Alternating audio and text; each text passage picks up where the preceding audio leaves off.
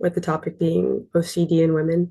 And after just receiving a diagnosis myself about a year ago, um, it was definitely difficult to do this presentation. Me and Evelyn talked about it a little bit of how doing this presentation definitely was hard. For me, it was like one of the hardest things. It brought up so much of just talking about this very real thing and seeing scholarly papers and seeing so many people talk about it in different lights and really just looking into it in more depth was hard.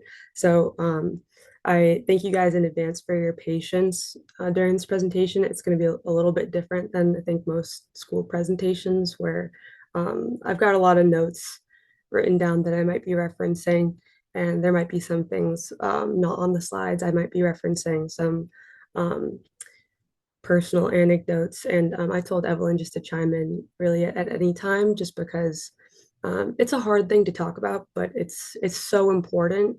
I really think that um, this is a topic that's really not talked about because the people that really know the most about it um, aren't really very keen to speak on it. So I just want to say thank you guys for that. And yeah, so we'll be referencing um, a few different academic papers. These particularly have to do with the prevalence of OCD in women, which we'll talk about a bit towards the end. But just for our women empowerment project, because OCD does impact women on average more than men, we just wanted to do some general education about OCD, what it is, what it isn't, and what some of the treatment looks like, and what some of the really unspoken topics are about OCD. Um, so to start, I wanted to see what you guys already know about OCD, or what misconceptions you might know about OCD. Um, if you've heard things like here or there versus if you already have some knowledge on the topic. So, Dr. A, if you want to like chime in, you can feel free. So I was about to type in the chat that I know it is related to anxiety. I know as an educator that if a student does present with diagnosed OCD, that it can warrant a 504, meaning Section 504 accommodations and potential modifications to curriculum or social settings. Um, and it rarely has an IEP. It rarely impacts academics in a negative way. It's often social or other. I would say that I also know that I I want to say it's more prevalent in women, but that might just be my own lived experience as opposed to what's reality. Yeah. Um, yeah, and that I've seen it more like in high school and college students than I have in my work with elementary students. Those would be the Yeah. things that I've observed. I don't know that any of that is actually rooted in research. No, exactly. Those are the patterns that we've seen through the research is that it does impact women more than men, and that it is more diagnosed in high school, college, rather than in earlier years. Something that's interesting is OCD is somewhat hereditary, where you are born being more predisposed to OCD or you're not, but it's often incited by an initial event or trauma or something early on in someone's life. So a person might not show any signs of OCD when they're younger compared to other um, conditions. And OCD used to be classified as an anxiety disorder, but it later became its own separate category just because of its complexity. And then in terms of the research. There's so much still being studied that it really just changed classifications not too long ago. And I think one of the major issues with the lack of research and understanding is really that inherent aspect of OCD that is not talking about certain things. So, one of the misconceptions about OCD that I've seen has been that it is primarily about hand washing or counting or compulsive cleaning. And those are real symptoms that people suffer from. Uh, Although those are the safe topics. Even someone that primarily shows symptoms through compulsive hand washing, um, they are also going to experience other very debilitating parts of OCD that they might not want to talk about. And I know my introduction to OCD was through skin picking, where uh, I would compulsively pick at my skin, especially during COVID, until my whole face was bloody and there would be nothing to even pick at. And I would like go in with tools and create these giant lesions. And I hated it so much, but I couldn't stop doing it. And so I went into research about like, what do I do? I hate this aspect of myself. I don't know what to do about it. And I found that it can actually be a kind of OCD. Much later, I found that if someone has one sign of OCD, it can often show up in other aspects of your life that might be a little bit less obvious. So, skin picking is a topic that I feel very comfortable talking about. And uh, I'm fine talking about skin picking.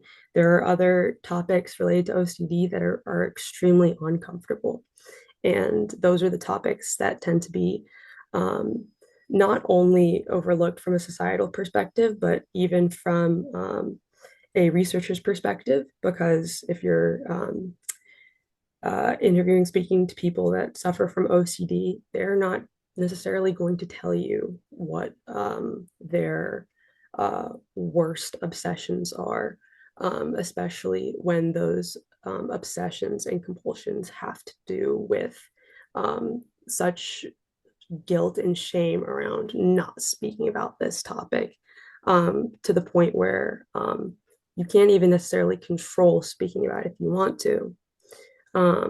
When I just started therapy last year, and um, when we started to dive into different OCD topics, there are still some questions I could not answer to my therapist. Although, of course, I want to, be as open and honest as possible.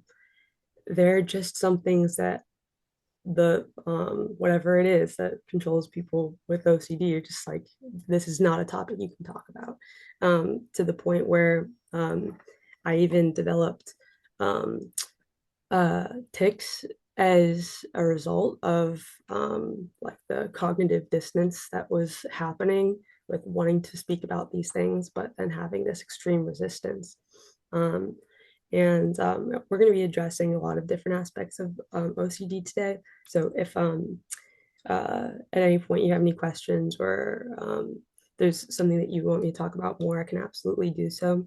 Um, I've found that OCD is uh, best learned by, I think, through stories, just because um, when you say things on the surface, it can seem a bit vague and fairly general. So this is one of the most popular OCD social media accounts. A lot of our focus for this project has been in how can we empower sufferers of OCD, primarily women around the age of like 18, 20, 22, like college age. How can we empower them to talk and to learn about this topic that's extremely difficult that you don't really necessarily want to look at, even if you are a sufferer. And how can we educate other people? So we look to social media to try and see what kind of resources are already out there. This is the most common account.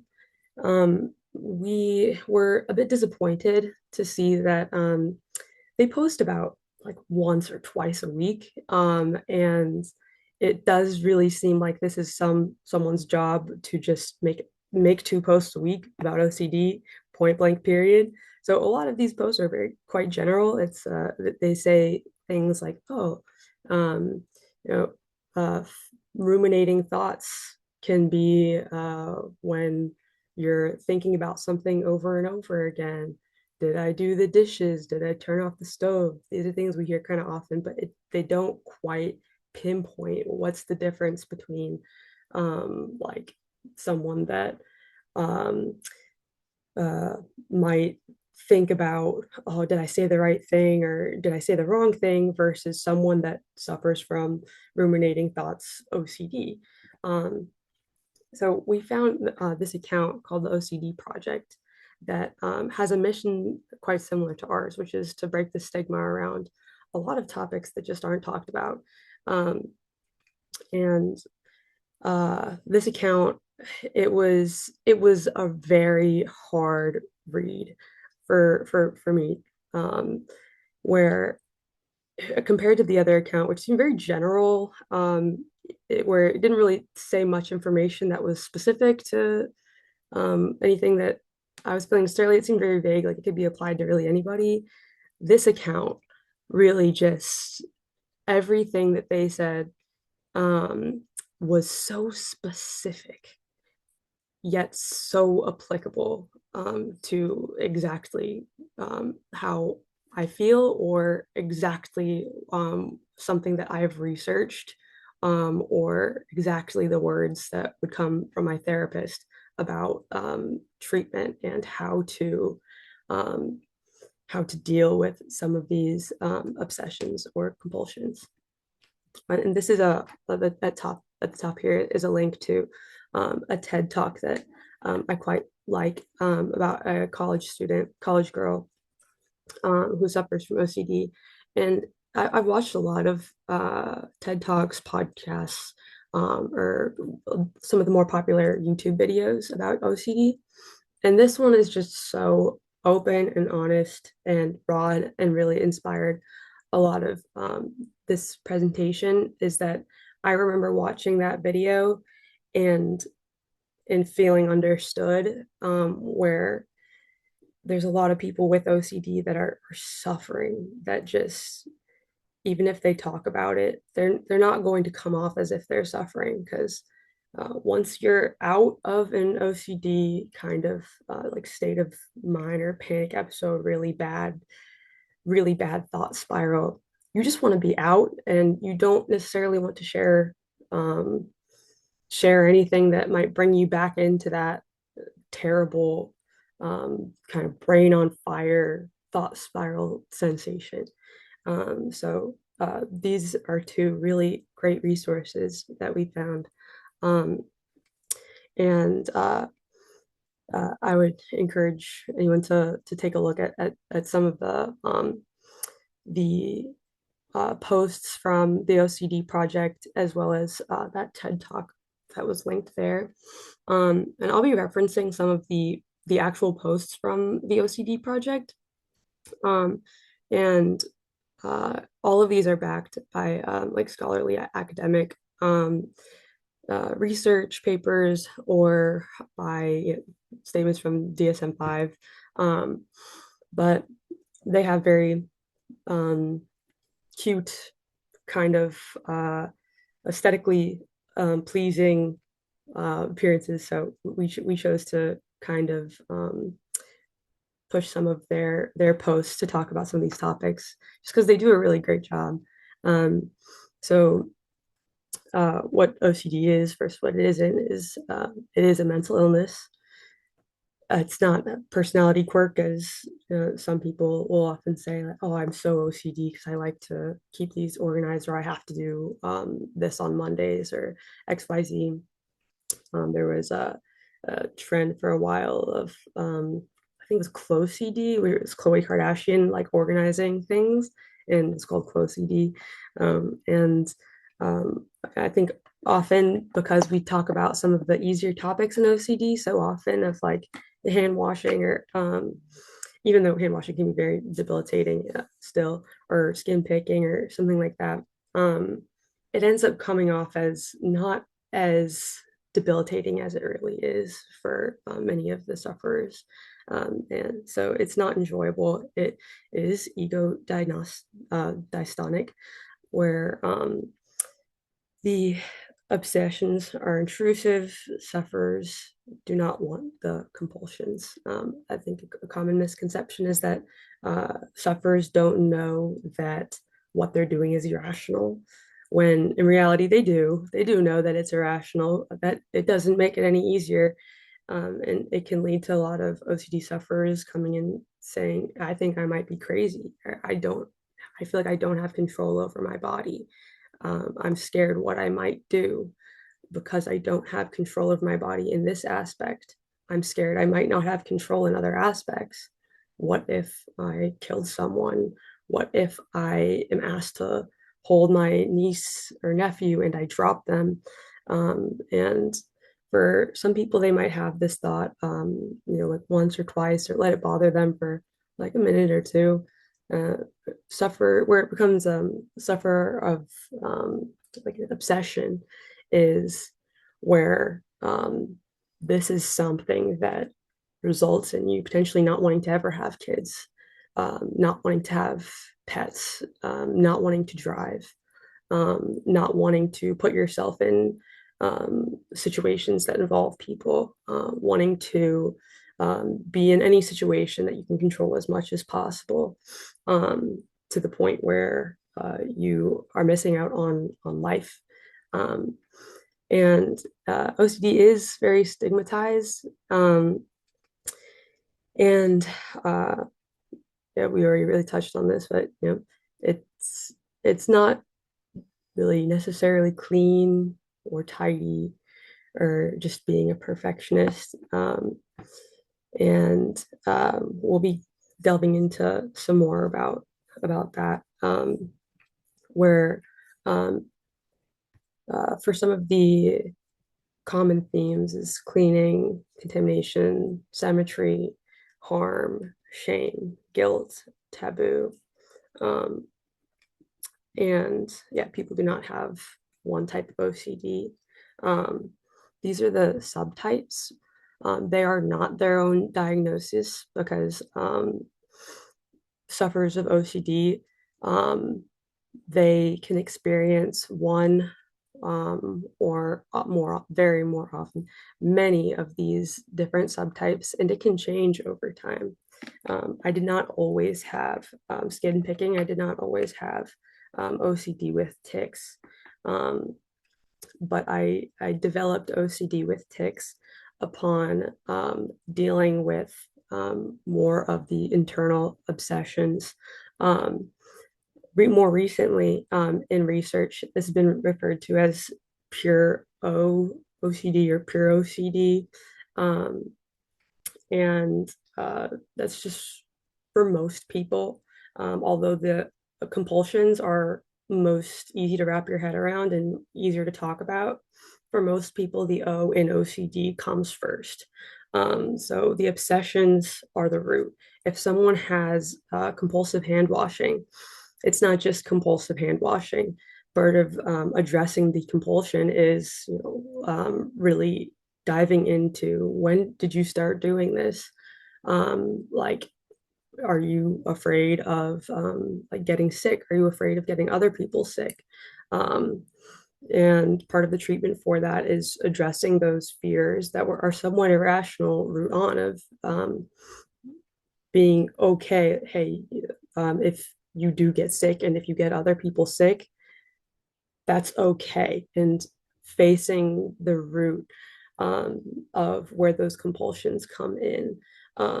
And whatever irrational fear you find at the root of these compulsions, um, addressing that head on, which can be extremely difficult and take a long time, but it's not impossible. And um, it's it can be just absolutely life changing once you get to address the root of some of these things that become like second nature.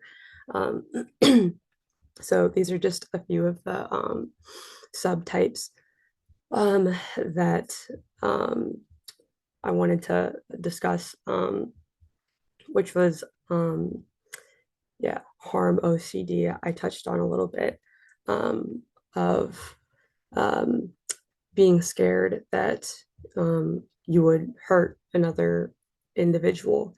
This is seen commonly in women postpartum. Um, the exact statistics are linked later on in the presentation, but a lot of these subtypes are seen most often in women, yeah, having to do with cleanliness or moral OCD, of always doing the correct thing, even if there is no one correct thing, just obsessions with morality or with uh, with doing things in whatever their brain tells them is correct. So basically, it's making up rules for yourself that you have to follow, even if it's just you, and not being able to talk about it. And that can make it really tough. Um, Evelyn, did you want to talk about the intrusive thoughts, or did you want me to? I'll chime in, but I would love if you could keep going because I just think you're like conveying everything really well. Yeah. Um, so I am not as open as talking about my personal struggles with OCD, but I also have a diagnosis. So everything that Marianne's saying is like pertaining to me as well, because I relate a lot. And something with intrusive thoughts is that people talk about them because they're common, because everyone has intrusive thoughts. And it can become problematic when you have the intrusive thought and then you can't process it and you can't stop thinking about it. Um, if you go to the next slide. Yeah, intrusive thoughts are unwanted thoughts. They come into the mind without any warning, and they can be about anything. So I feel like I hear people talk about their intrusive thoughts all the time. And like, I can relate to that. I mean, we all have them. But then the differentiation is just when are those intrusive thoughts becoming obsessive and suddenly being like a debilitating thing that like you can't stop thinking about it and you can't really get through your day, like that's when it starts to become okay, like this is probably something more than than what the normal people experience. This is like the pathway of kind of the way that someone who doesn't have OCD and someone that does would think about an intrusive thought. So like normally you would have this thought, that's kind of weird, you move on. But then when you have OCD, or yeah, when you have OCD, it's like you have this intrusive thought and you kind of wonder, well, why did I have that? And then you start to assign some sort of like meaning to it, and you're kind of anxiety, fearing, distress. Like it's just like you kind of feel that the meaning has a lot to do with the thought, and then you internalize it on yourself. And sometimes this can lead to a compulsion, and then it's a perpetual cycle that you really put yourself through. Yeah, as established, intrusive thoughts are normal, but they only become a symptom when they get stuck and you really, really can't seem to move on. Um, Intrusive thoughts are part of normal functioning, but unlike OCD, which is a medical brain disorder. So you really like can't move on. And I think that that's like important to just keep prefacing um because everyone has them. So it's hard, like especially with hand washing and things that people do in their everyday. That's why it's so easy to be talked about, is because it's a normalized function. And like I can wash my hands and I can, people can see that and it doesn't look odd. But then it's when things get stuck, you're stuck on this topic and you really like can't seem to move on because it has a very like specific assigned meaning. Marianne, did you have something to add? Yeah, so I could chime in. I think it's important to note as well that in research, when they tested the different regions of sufferers of OCD with like the most active regions of their brains, they saw um, very active regions of that are involved with voluntary movement, social behavior, and complex cognitive planning. So with these intrusive thoughts that happen, um, uh, like I mentioned earlier, they're predisposed to get caught in a spiral. Um, and I think it's also important to note that, like mentioned on this side, where you can experience a compulsion from the obsession, um, you don't necessarily need to have a compulsion or a visible compulsion for it to be OCD.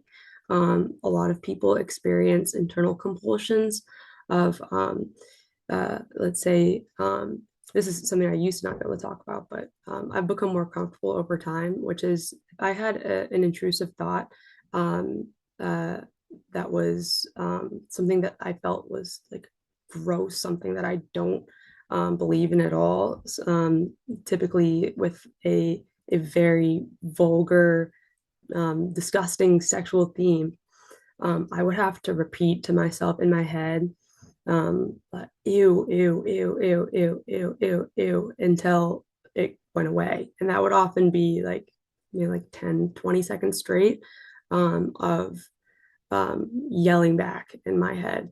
So if you were watching me, I would be completely normal. You wouldn't notice, but uh, those those thoughts would prohibit me from really doing anything else um, for the time being, and for a while did result in me being avoidant of those triggers of those intrusive thoughts because I didn't see any other option.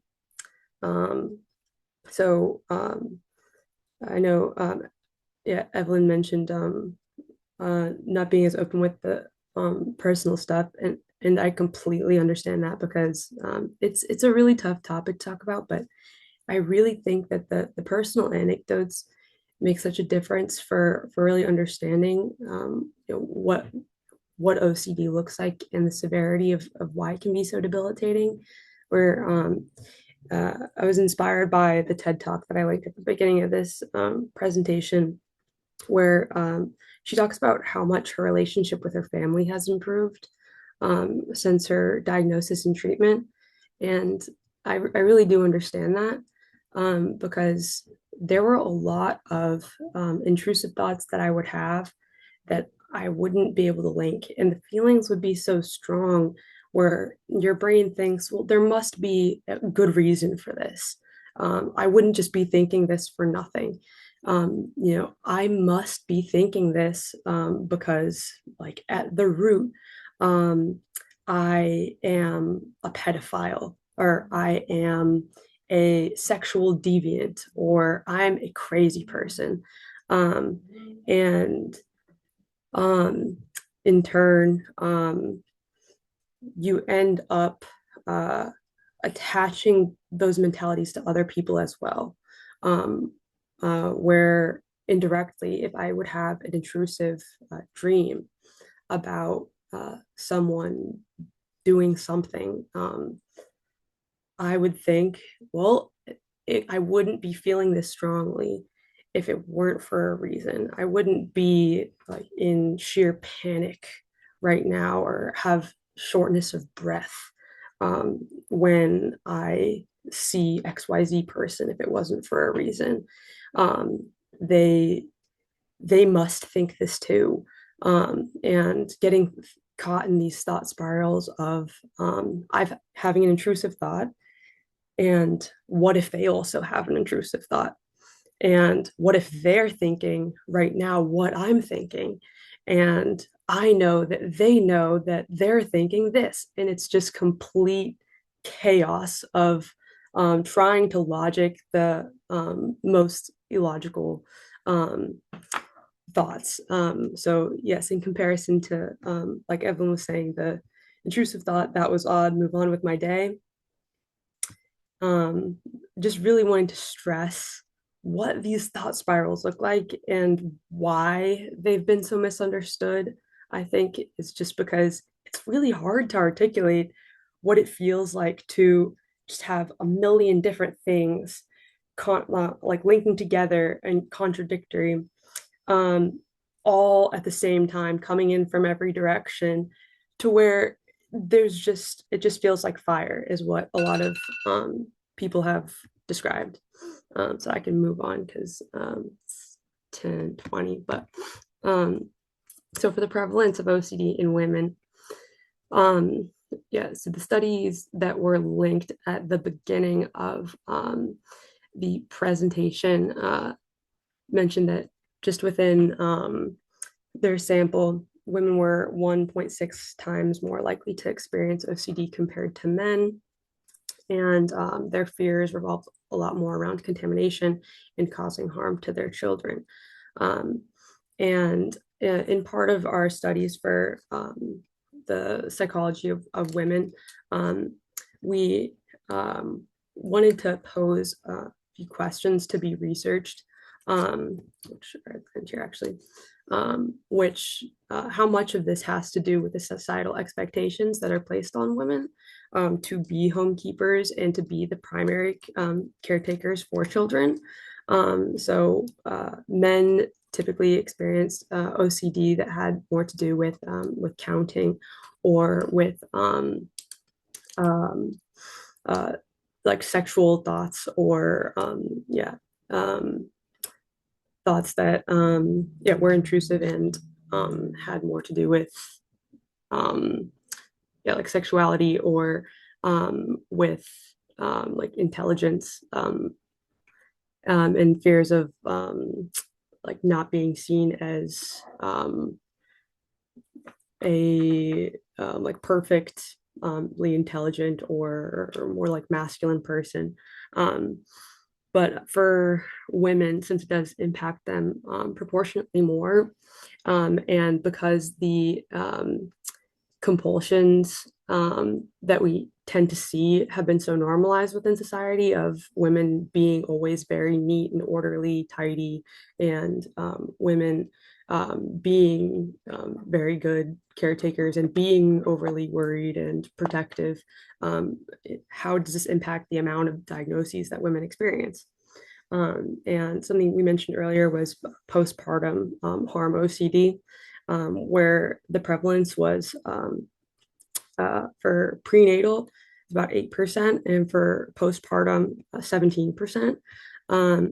So this was experienced a lot upon first-time mothers as well, of just this obsessive fear that can lead to postpartum depression as well. Um, and I know that we're nearly out of time. So um, uh, if you want, I can continue with just a few things. Do you guys have a strict time cutoff or? Our time ends at 10:30, and I think both Brielle and Claire have after commitments. So Okay, about another 3 or 4 minutes, maybe. okay, perfect. So I discussed some with my story, but some of the most helpful pieces of advice have been talking back to those thoughts. So what's most common is exposure therapy, and talking back to the intrusive thoughts that you have. So if you have a fear of harming someone, it's not necessarily to go out and to harm them, but to visualize yourself in the place of, would you actually, if given the opportunity, harm this person? And it can be really, really hard to put yourself in that place, but really being able to put yourself, I would never do this. Like, this is the last thing I would ever want to do. Um, and telling yourself that you are safe. And when you experience compulsions like tics, as I have, um, it's your body saying that something's wrong. You're talking about this topic and that is wrong. Do not do that. Like, that is going to lead to something bad. That's going to lead to judgment or to like danger for you. Don't do that. But being able to speak back to those thoughts and say that you are safe can help a lot. Um, and this is just this is another post from the OCD project account, which is sit with the uncertainty, do exposures regular and often, face the fear, do it anyway, do exposures as they're designed to be done, accept the presence of a thought without fighting it. Don't try to problem solve or seek certainty, engage with the thought. Um, Leave ERP in the therapist's room, wait until you're comfortable, do exposures without resisting rituals. So that was something that was extremely helpful for me, was just, there's very particular advice for if you're a sufferer of compulsions, where like everyone would give advice to me that doesn't have OCD, wouldn't help at all. There's very particular advice that can be extremely helpful. So if anything in the presentation, you felt a connection to it all, or if you're just experiencing something else personal and you are thinking about seeking therapy, I would highly, highly recommend. OCD can be treated with medication, but the most helpful thing is therapy. And if you need any help in getting connected with a professional, please feel free to contact our project account, which is at OCD in Women on Instagram, or I also left my personal contacts. This is something I'm very passionate about, is helping people get connected, because it's really difficult. That is really all we have for you guys today. But if you have any questions, I'd love to answer, or Evelyn as well, if there's anything that you wanted to chime in, or if there's anything that you want to answer. Yeah, no, I was just going to say that when I started therapy, that was one of the most helpful things for me. And I would encourage anybody and everybody to talk about what they're feeling, because when you have an unbiased mediator listening to you and and you say something that you're trying to rationalize, they can help with that. Like, they can help in their professional opinion, be like, okay, well, let's talk this through and let's actually see like where this is coming from. And that can be really helpful. So just to add that on. But yeah, does anyone have any questions we can try and answer? I actually, my question was related to the last few minutes of what you both just said. So first of all, I'm going to put it in the chat so it's permanently there, is that I'm really impressed by both of you. But the other piece was, are there therapists who specialize in therapy for OCD, and or are there specific frameworks that are used uniquely with OCD? And what do those look like, or what is that specific training for anyone who's interested in like psych or soc or counseling? Yeah. So I'll just say mine quickly personally. I started doing something called ICBT therapy, basically like cognitive behavioral therapy, but you're more like imaginative and you're trying to think like deeply within your thoughts. And that was something that I worked on with my therapist, and it was extremely helpful because you more than just think about like, why am I thinking this, but you really dive into the like, would I do this? Like Marianne was saying, would I actually do this? Like, what am I really feeling? And Yeah. and that was really helpful for me. I don't know about anything you've done, Marianne. Yeah, especially because it's something that's still being heavily researched and debated with different topics being discussed by like, professional psychologists today, probably more than most other diagnoses. Um, I think it's important to have a therapist that is really educated, particularly in OCD, because there's a lot of things that have changed over recent years. Where if you're not familiar, then you may be misdiagnosed, or um, you especially if you're someone that experiences more internal compulsions or more solely obsessions, you might not receive treatment for it at all. And it can be very hard to get a diagnosis, especially if those obsessions are related to not speaking about the obsessions. That can be very difficult. So having someone that specializes is very important. And yeah, some of the treatment that I've experienced has been very similar of yeah, just exposure therapy being very imaginative with your exposure therapy, um, as well as just diving into um, different issues from your life of what possible events could have been that like started these thought loops and being able to link these obsessive thoughts of oh I must be thinking this for a reason, um, actually being able to link that to an event in your life of there is a reason that I'm obsessed with these thoughts of like hurting children. It's because when I was a child, I was hurt. And that's why I have this obsession. And just being able to really pinpoint the roots. And a separate thing that I just think was important, which actually wasn't treatment for me, but a friend of mine who's also a sufferer was uh, being able to uh, uh, take your spirit, say if it's doing something ethically incorrect, and just being okay with that, of telling yourself, okay, I'm the villain today, which I thought was so interesting, but so helpful.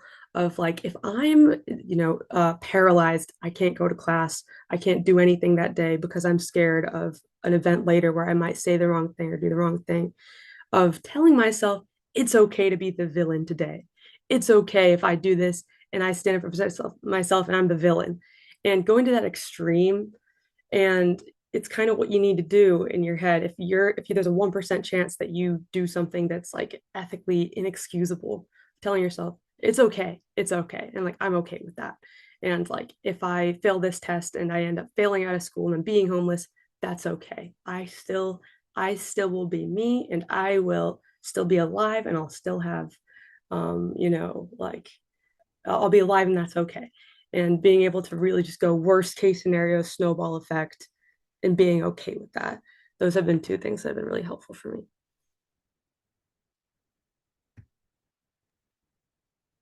I've noticed, this is my last question, and Claire and Brielle, if you need to go, of course. Um, I noticed that you say sufferer. And one of the things that we talk about in disability studies is not to use the word suffering, because it is a non-person first word. Um, but I also, and something we've received feedback from in our class, when students do individual assessments of the course, is that sometimes disability as a culture becomes kind of like a rosy idea sometimes to outsiders. The idea that like, Yeah, oh, people with wheelchairs and wheelchair users can do all the things in the Paralympics, or yeah, right, like kids with Down syndrome can excel academically. yeah, And so there's a push against using words like suffering. But I noticed that both of you feel pretty comfortable using it to describe like some of these really intense, intrusive thoughts or these compulsions that stop you from yeah. being able to engage fully with your peers.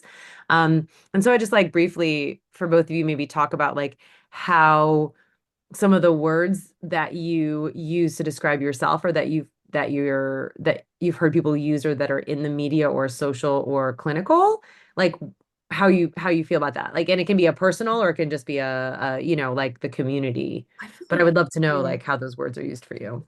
That's a really interesting question. I feel like it has so much to do with what the perception is of the particular diagnosis. So for like autism, for instance, like you wouldn't necessarily say you wouldn't say at all a sufferer of autism, because that's really not what it is. Even though there are some struggles there, it just means someone's brain works a bit differently. For OCD, because the perception really is that it's not that bad a diagnosis, and that's something that I personally thought too before I knew more about it. I was like, man, OCD seems like not that bad. Like, I wish I was clean. I wish I was organized. Little did I know I was a sufferer of OCD. But I think it really just has to do with what the perception is of the diagnosis. So if the perception for OCD is that like it's just like quirky clean, I think it's really important that the emphasis is put on the real debilitating aspects that are just harder to talk about. And being able to say suffer, I think is helpful when we can't exactly say all the hardest parts. And I encourage you to watch the TED Talk where, if you can, where she's just so vulnerable with these like aspects of like the suffering that's encapsulated for really all people that have it, that just like inherent in the condition, no one really likes to talk about. Yeah, I was gonna add on that I agree. A lot of times when you see OCD in the media and you read about it or hear about it, it's those topics people can talk about. And I feel like that really like it just takes away from just how debilitating it can really be. And because people don't speak about it, sometimes it is nice, not nice, but it is kind of refreshing to just hear the word suffering because you know what? Like it is hard to live with. And because it's not talked about enough, like that can honestly be a little bit like refreshing to hear.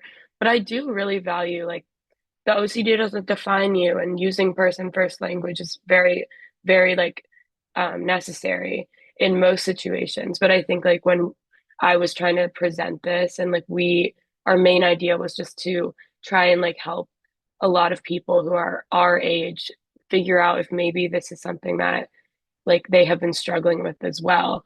And what they've most likely been is suffering with it instead of just, moving throughout their days. Like it was probably much more debilitating than they even think because you're trying to rationalize these thoughts. You're trying to move throughout your day and say it's not that bad. And at the end of the day, like it's a lot more than you would necessarily think when you first get diagnosed. Yeah.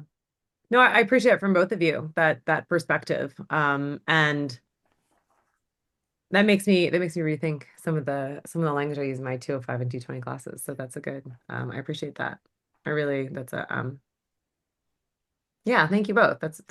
You really are making me pause and wonder and think about um language that you're using versus language that like I use as someone who wants to, you know what I mean? Like support you in conversation. So that's really powerful. I don't know if Claire, Brielle, either of you have either any questions, and I know timing and that such, but um, thank you so much, both of you. This is thank you. I feel It like was I learned a all lot. Marielle like spearheaded this and she made this presentation and it's amazing. So I want to give her a lot of credit as well. Well, Thank you. yeah. Yeah, I also Well, wanted to shout out the rest of our group mates for they made an Instagram account and they have some posts, and oh some of them were yeah. quite moving to me because like they made one that says like things to say versus not to say people with OCD, and it was just things like I'm here for you, and like I like it's okay that you feel this way, and like you're not alone in this. And I honestly I cried. I was like I was not able to make any Instagram posts because I personally was like, nope, can't look at this stuff. Like I'm not gonna do it. But because it was hard, but like I really Yeah. appreciate like everyone's contribution in this because it's just like it's Yeah. tough, but it's such an important topic. hmm Well, I think it's the theme, right, of one of the class themes of like nothing by us without us, right? So like I think it's really hard work. But Mhm. I think the insight into it has to be something that is shared by individuals. I think there's a certain amount of disability that has to be shared by the people who experience the disability. Because empathetic response is not is not enough, right? Like there's like it doesn't matter how much empathetic response I have to you. I don't know. I don't have a lot of intrusive thoughts. And so I can't, I can empathize, but I certainly can't in any way put myself into your space. So um it's important. Well, thank you so much. I mean, if you want to stop your recording so you have less and less to edit, you're welcome to use those questions though, because I think your answers were additional information and facts. So you have my permission to use my voice in that, both of you. Right. Yeah, thank you Um, so much.